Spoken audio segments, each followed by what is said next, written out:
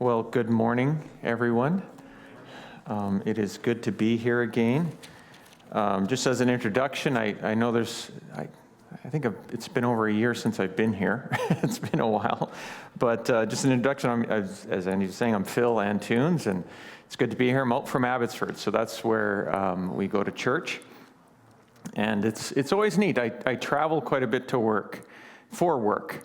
And internationally, and so I do like to visit churches because sometimes you get so focused on the doing of church, you forget there's a world church, and it's incredible to see the work going on around the world. Like every church is doing their, and I really like coming to White Rock here.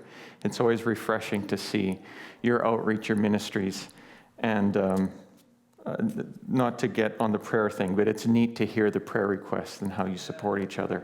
So that's not a vote. I'm not doing that.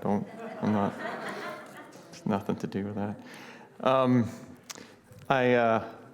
I'm going to preach today on John chapter 4, the woman at the well. And I know you're going to say, again, there's another sermon on the woman on the well? How often do we have to hear that story? But that's the incredible thing about the scriptures, I think, is that you can look at the same story from so many different angles and get new insights.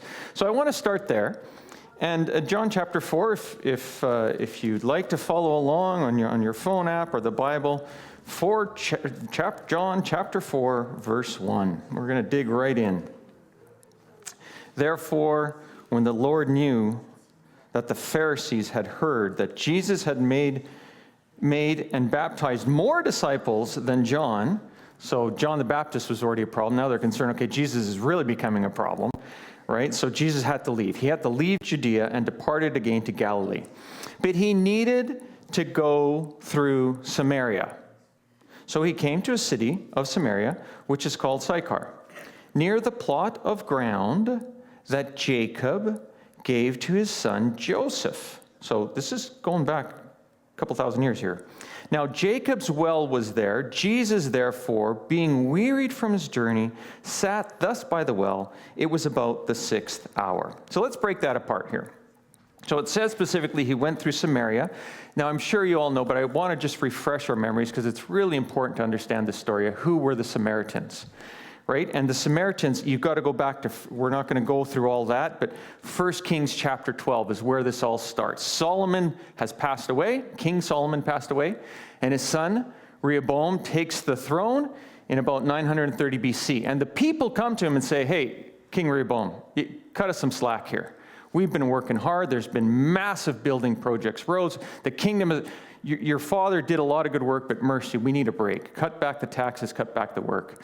So Rehoboam says, give me a couple days to think about this. And of course, he listens to his friends rather than the advisors. And he says, if you think my father was bad, brace yourselves. And so then the revolt, right? The kingdom split. Israel splits. 10 of the tribes say, you're no longer our king. And they split off and form what they call the northern tribes, or Israel. That's when you hear the king of Israel. It's now referring to those northern tribes. And so the south remained. Now, within 200 years, those northern tribes choose the idols of the surrounding gods instead of God, the true God. And Assyria invaded and completely took over them in 722 BC.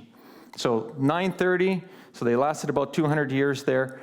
And what the Assyrians would do, it was pretty clever. This was their whole strategy. They would take a lot of the captives and disperse them, and then they would bring other captives from other places, embed them in there so that they would intermarry, and they would lose their national sense of pride. That way they would dilute who they were as a people, so there would be a lot less risk of an uprising. So that is where the Samaritans come from. They fell. They were originally the tribes of Israel, but now there's all this intermarrying. And with that intermarrying, of course, comes different gods, different ways of worship. Just everything gets a little messed up. So now the southern kingdom, right, was taken by Babylon in about 600 BC, but they maintained their identity and they started rebuilding the temple in 537 BC. Okay. So, but during the rebuild, the Samaritans come and they meet with Zerubbabel. I'm summarizing like a lot of the Old Testament here. But anyway, they meet with Zerubbabel and say, hey, we're relatives here. Let's build this temple together. But the Zerubbabel and the leaders said, no, you cannot build this with us. So the rift continues. There was a revolt. They go against it. Now they're saying, hey, you're coming back. You also were in captivity. Let's build this. And they said, no, you cannot build this with us. And so you read Ezra. There's like letters back and forth to the king of Persia and like all this stuff trying to undermine the work, and they actually stop the work. It's phenomenal reading. It's like you're actually reading letters between kings and leaders. It's phenomenal history in the book of Ezra in the Bible there. But so, nonetheless, they build a temple, and so the rift just builds, right? Samaritans and the Jews they do not like each other. This whole cultural thing going on here. And interestingly, one more little tidbit, then we'll dig back in. But interestingly, right? So they couldn't have their own temple, but they wanted their own temple. And according to Nehemiah chapter 13 and an ancient historian, Josephus, the son of the high priest in Jerusalem marries the daughter of the chief of the Samaritans, but the Jews, Nehemiah and Ezra, say, hey, you got to break that off. That is not right. And he says, I'm not breaking that off. And he goes there and he becomes their high priest. And then several years later, they actually go to Alexander the Great, like Greece, because that kingdom's up. They go to him and, can we build a temple for ourselves? And he said, sure, go ahead and build your temple. So that's the history, and that helps kind of fill a lot of the gaps that are happening here. But you have two competing places of worship and leaders claiming to be the pure religion, right? The Jews say, no, it's us. And now the Samaritans saying, no, we have the temple. And they had the 5 Mosaic books as well. So Jesus arrives there, sits down at this well in Samaria. So the hate and racism is deep and ugly. The Jews hated Samaritans due to this ancient rift and referred to them as dogs and only permitted to interact with them in case of extreme emergency. Okay? That's where we are. And what of this Jacob's well? So Jacob's well is also significant because both Samaritans and Jews considered Jacob to be their father, their ancestor. And this whole Jacob's well, you can read about it in Genesis chapter 33 in the area of Shechem. And this is really neat. When Joseph was in Egypt, and before he dies, he says, please take my bones back to the place. His bones are buried there in Shechem by this well. Okay, that's kind of neat. So, lots of stuff going on here. But this is over 2,000 years old. Now, the last thing I want to bring up is, I don't know if you guys have maps in the back of your Bible, but when you talk about Judea, his journey here, right? So he was going to travel through Judea and departed again to Galilee. Well, we won't go through all of it, but if you find your map book, do look at that, because it's kind of neat. You see Judea up top and then Galilee, Judea down here. Anyway, it is about between 110 and 120 kilometers. So this is not an afternoon walk. All right? This is a long, long journey. This is should we go? I don't know. No, this is a committed journey. And everyone's saying, it's about 2 to 3 days of walking. And interestingly, most of the time, again, we read from historians, if Jews had to travel that way, they would go around Samaria and add another 100 kilometers. That's how much they hated being in this place. So, we set the scene. Jesus is weary. He's been walking for a while. He's about halfway through. He sits down at this well, and it's about noon. So now, reading further on then, John chapter 4, verse 7, a woman of Samaria came to draw water. Jesus said to her, give me a drink, for his disciples had gone away into the city to buy food. Then the woman of Samaria said to him, how is it that you, being a Jew, ask a drink from me, a Samaritan woman? Okay, these aren't just, hey, this is like being very specific. You're a Jew, I'm a Samaritan, and I'm a woman. What are you doing here? Or do you understand what you're doing? For the Jews have no dealings with the Samaritans. There, it says it right there. So we know it's noon, it's hot, alone, sitting by the well. I don't know if you've ever sat beside an open dug well. My dad has dug them in Portugal. And remember, when you sit beside them in the heat, you can feel the cold air coming up. But the water's down there. If you don't have any way to get it, you can feel all the cool you want, but you're not getting that water. And so he's sitting there by this cool well. Also imagine the disciples. They have to go to the Samaritan town to buy food from Samaritans. Remember the massive racial rift between the two. And just knowing that as they walk into town, the feeling is reciprocated. They hate them, and it's a two-way street there. And also that anything a Samaritan touched was considered defiled. But what does Jesus do when the woman arrives alone? Jesus asks for a favor. He showed his need and his vulnerability. I think this is really important. You see, trust awakens trust, and the conversation is started. John 4, verse 10. Jesus answered and said to her, "If you knew the gift of God and what it is and who it is who says to you, 'Give me a drink,' you would have asked him, and he would have given you living water." The woman said to him, "Sir, you have nothing to draw with, and the well is deep. Where do you get that living water? Are you greater than see what she's doing here? Our father Jacob, who gave us this well and drank from it himself, as well as his sons and his livestock?" Jesus answered and said to her, "Whoever drinks of this water will thirst again, but whoever drinks of the water that I shall give him will never thirst. But the water that I shall give him will become in him a fountain of water, springing up into everlasting life." The woman said to him, "Sir, give me this water that I may not thirst, nor have to come here to draw." I kind of like this kind of interaction between the two. And it's interesting to think about it, right? He was the one needing water. He was so close to that water, and how close she was to the living water as well. So water in a different perspective, they both needed. So John, then reading on verse 16, Jesus said to her, "Go, call your husband and come here." The woman answered and said, I have no husband." Jesus said to her, "You have well said, 'I have no husband,' for you have had 5 husbands. And the one whom you now have is not your husband. In that you spoke truly." This is a little bit of a difficult section. And there's a lot of supposing and just assuming. But this is another whole sermon, actually. But I'll summarize it that, the majority is, she was an adulteress. She was just finding different guys. She was bored. She was da-da-da-da. And it doesn't quite say that here. It says there was sin, right? She was living with a man that wasn't her husband. Okay, I understand, especially during this time. It was, but I think there's a lot more to this story and a background story to this.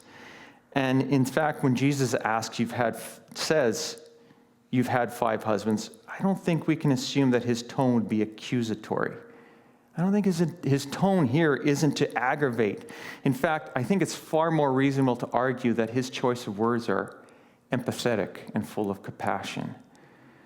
You see, when Jesus asked for her husband, it's not to trap her or shame her. That's not Jesus. That's not what he does. He doesn't do a gotcha.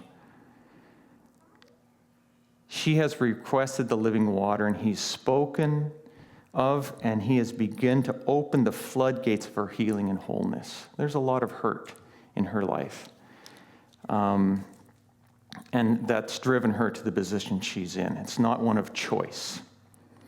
So, another topic, we'll move on. Reading 19 through 20. This is where things get really interesting. The woman said to him, "Sir, I perceive that you are a prophet. Our fathers worshipped on this mountain, and you Jews say that in Jerusalem is the place where one ought to worship. That's good. This is a reference back, right, to the temple of Alexander the Great. And this is not just a key section of the story, but also in Scripture that we will be getting to in a little bit. So, and again, many will interpret this as the woman's changing the topic. She's uncomfortable talking about her husbands. And I just really think this is more of a, okay, he knows a whole lot. Who is this man?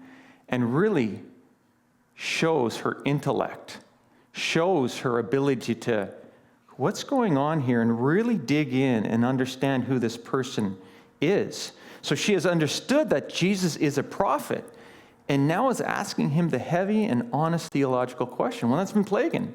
Hey, where should we worship? If anyone can answer, maybe he can help us out here. And Jesus delivers an answer that only a true prophet could. Not playing into prejudices and shaming, but clarifying God's love and desire for true and untethered worship. He delivers the soon completion of a soon important prophecy of Daniel, which we'll touch into a little bit. But in 21, Jesus said to her, "Woman, believe me, the hour is coming when you will neither on this mountain nor in Jerusalem worship the Father. You worship what you do not know. We know what we worship, for the salvation is of the Jews." Again, this is not a slam. He's just saying, hey, this, you know, well, he's going to tell her he's the Messiah in a little bit. But the hour is coming, and now is when the true worshipers will worship the Father in spirit and truth. For the Father is seeking such to worship him. God is spirit, and those who worship him must worship in spirit and truth. So Jesus is just breaking down the requirement of a city or a place, and he's pointing to true worship. Worship isn't we don't have to go see a rock somewhere. We don't have to go see a grave somewhere. Worshiping God is in spirit and in truth.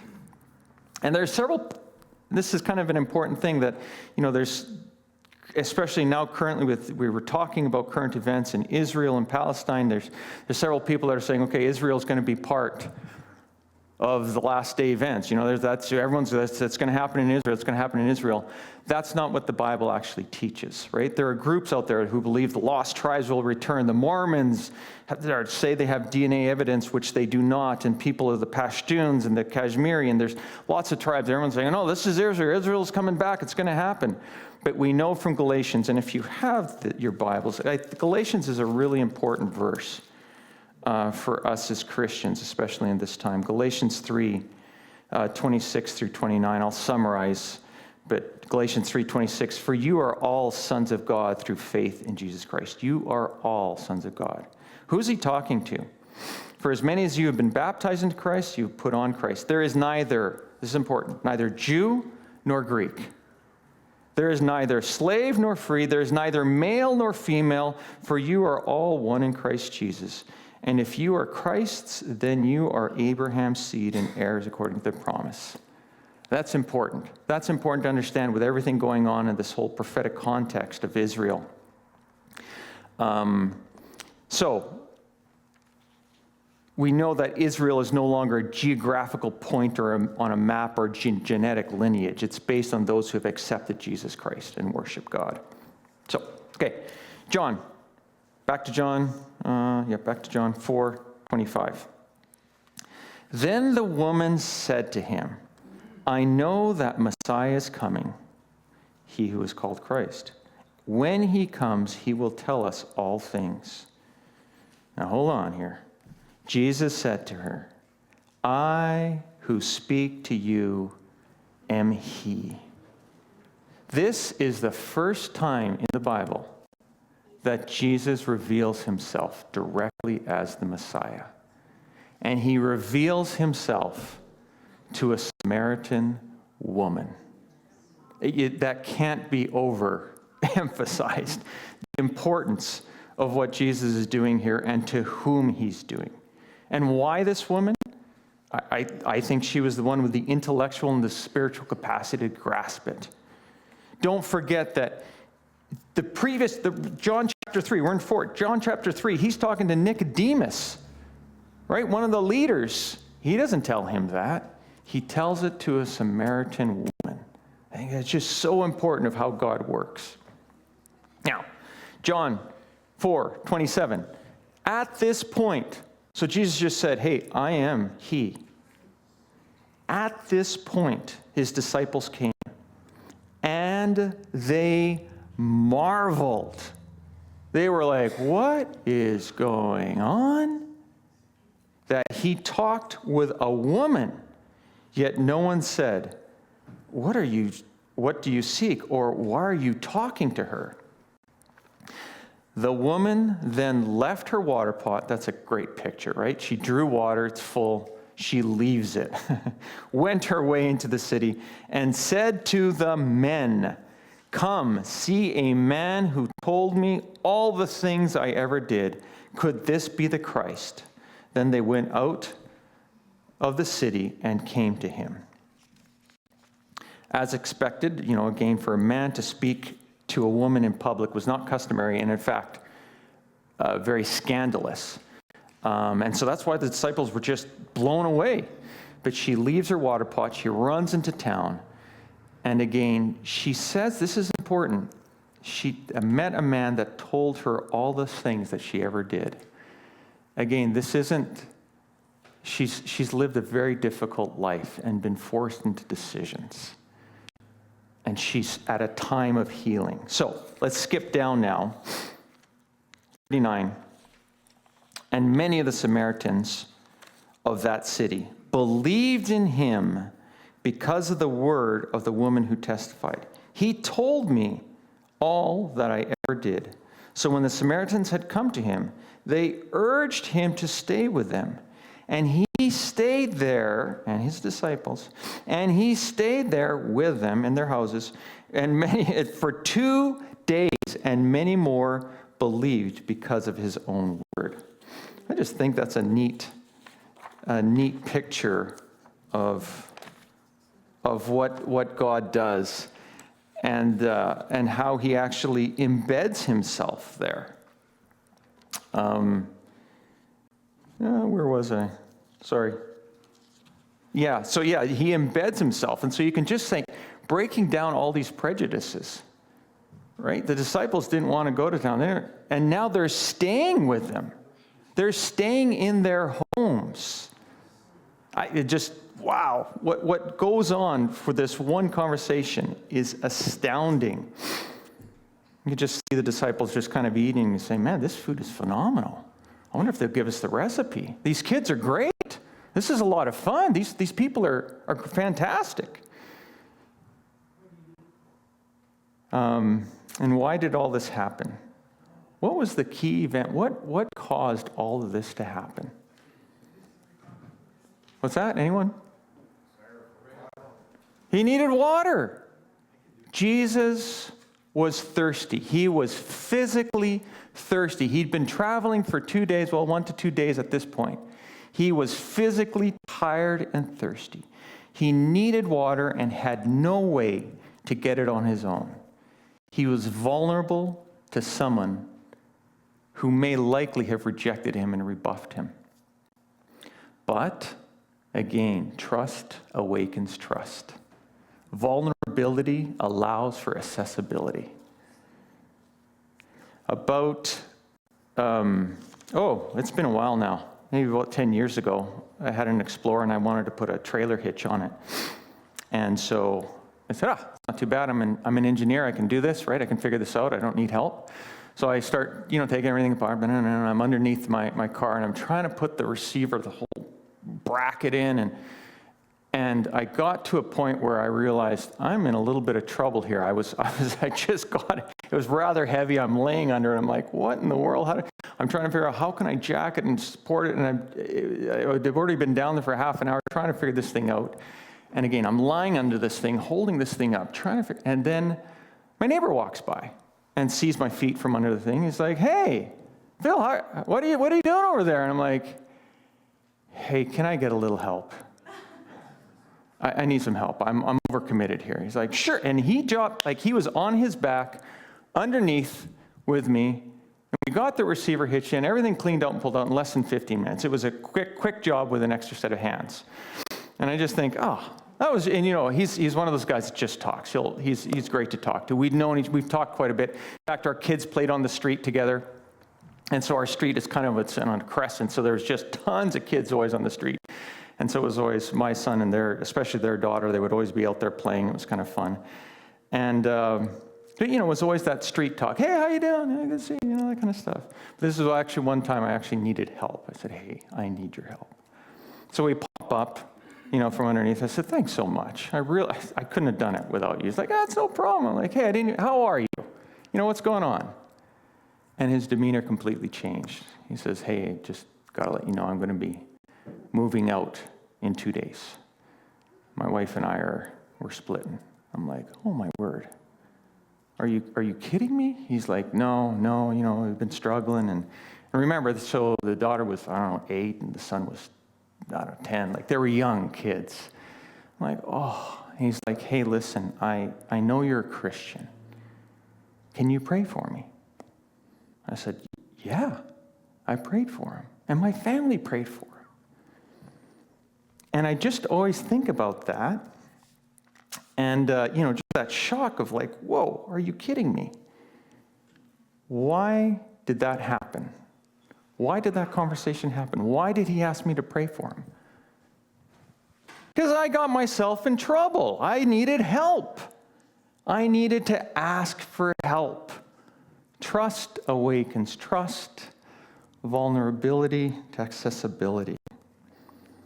So I want to flip back to the story in the Bible here, our woman at the well. But to do this, we need to go to Acts chapter 8. And I know you're like, well, Acts chapter 8, what are we doing? Just hold the thought here. So just this whole thing, woman at the well, this is important. It'll all tie in, don't worry. Acts chapter 8. This is... Stephen had just been stoned in Acts chapter 7. Acts chapter 8, then, at that time, a great persecution arose against the church, which was in Jerusalem, and they were scattered throughout all the regions of Judea and Samaria, except the apostles, and it talks about this. So now, I just want to pause for a moment that this is a really important verse, just prophecy-wise. I always think how this ties in, because the prophecy in Daniel chapter, for the 70 weeks, 490 days, that is ending right here. So we're not going to go into Daniel, because Daniel chapter 9, that's a whole other thing. But when you look at the 70 weeks are given to you and your people, right? And all that stuff. And where does that start? That's 470 prophetic weeks, so 490 years, and from the rebuilding of Jerusalem. That ends right here. This is when the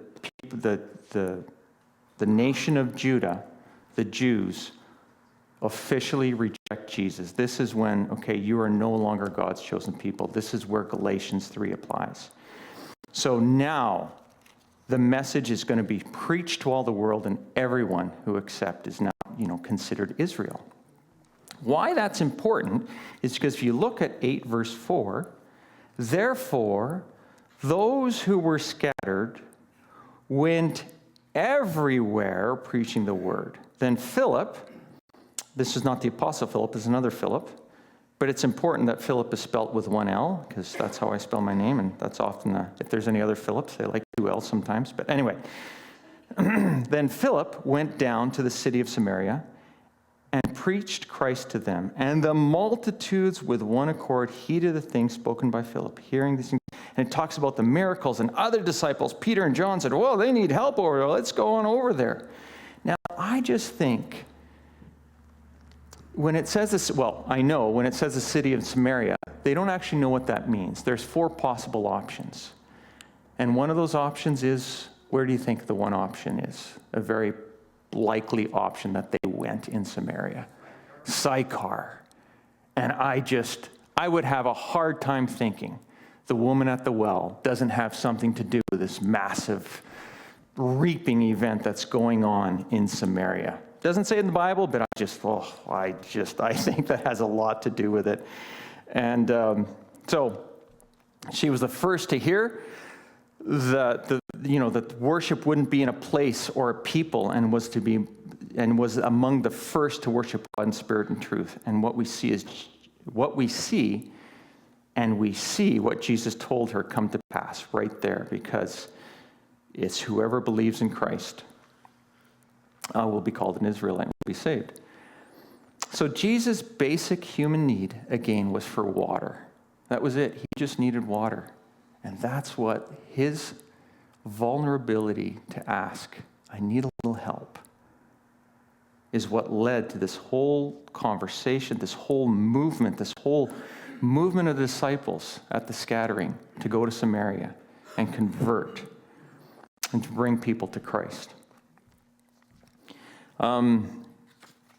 Back to my neighbor, a few months after he helped me with my trailer hitch, he knocked on my door and asked if I could help him move a fridge upstairs because he was doing a reno. Now, remember, this is a few months later. He was supposed to have moved out 2 days. And obviously, he didn't, I don't think he asked me for my bulking size, right? I'm not much of a fridge mover. But it was an opportunity to talk, and I could tell, hey, I just want to let you know, the day after you and I talked, my wife agreed to go to counseling, and we're still together. And they're still together today. It's not smooth sailing. I know there's still challenges. But I still think about that. And the whole reason is because I needed help. And I was willing, I was forced, okay? I'll admit, I was forced to ask for help. Right? But that's the whole thing. What would have happened if I said, I'm not asking for help? I don't know. But God uses our weakness. 2 Corinthians 12:9. Please turn there if you don't have it memorized. This is a verse I think we all need to have memorized. This is, Paul is struggling. We're not sure what he's struggling with, but there's some sort of ailment he's been struggling for years with. And he's like, God, please take this away from me. And he answered and said to him, my grace is sufficient for you. Right? My strength is made perfect in what? In weakness. Therefore, most gladly will I rather boast in my infirmities, that the power of Christ may be upon me, more and rest upon me. I just wow. I wonder how often we're having problems saying, God, what, come on, help me out, cut me some slack. And there's people all around us. And he's like, I'm trying. But that vulnerability is really, really difficult. That's got to do with pride. Thank you. It's exactly pride. It does. I remember several years ago, a coworker, also attending church, he was covering for me, so he was going to travel, and so I called his wife and said, hey, if you need anything, he's covering for me, and he was in the UK there. I said, hey, just let me know. And she said, hey, thank you, I really appreciate it, but I actually like to call my neighbor because it gives me an opportunity to connect. I was like, whoa. How often do we call a sibling or a cousin or a close friend to pull our garbage out when we're away, when our next door neighbor, you could just knock and say, hey, could you help me out here? We don't know what that will lead to. And I think that's the whole point of this 2 Corinthians 12:9. My strength is made perfect in weakness. It's not to beat you down or make you weak. It's to give you an opportunity. So you've got an opportunity to work. Brene Brown, she's a researcher, a teacher, a TED Talk, all this stuff, has done a lot of research into connection and vulnerability. And she says, people who had a strong sense of love and belonging believe they are worth of love and belonging. They had a connection because they felt they were worthy of connection. They had the courage to be imperfect and had a connection resurrection as a result of authenticity. They were willing to let go of who they should be in order to be who they were. They embraced vulnerability. She goes on to say that vulnerability is the birthplace of joy, creativity, and belonging and love. I just, how often it is that we look around the church or hey, how's it going? Hey, oh, fine, great week. Yeah, great week. Not that we want to, I got something in my armpit. You want to check that out for me? There's appropriates, right? There's appropriates, right? But how often are we vulnerable? Hey, I need a little help here. And I know I'll wrap up here, but I was going through a massive professional, the lawsuits and all this other stuff, and it was just a massive load of stress on me, and it was coming to a head. This one day I was sitting in my office, and it was just like, oh my word. And it was a physical weight on me. And I called three friends, good friends and members of our church, who I know were praying in the middle of the day. They were all working, and I said, hey, can you just pray for me right now? And they did. They all prayed, just right then and there. I said, this is what I'm going through. Within 2 hours, what I've been battling for a year resolved itself. Just the power of prayer and the power of lifting each other up in prayer. Being aware of each other's needs so that we can actually I can't believe I'm going through that. I'm like, what in the world? Like, no. To be honest, to be vulnerable with each other, to create that community. That's what church is. Church is not a building. Church is church is a people. It's a family who love each other. That's what a church is. And so, back to the woman at the well. I really think there's a lot of lessons to take for that one, but the one I always come back to is Jesus' need is what led to a conversion and this connection with the Samaritans and led to their salvation. And how often our need could do the same if we would only humble ourselves. Thank you. Put our pride aside and be willing to ask for help. Thank you.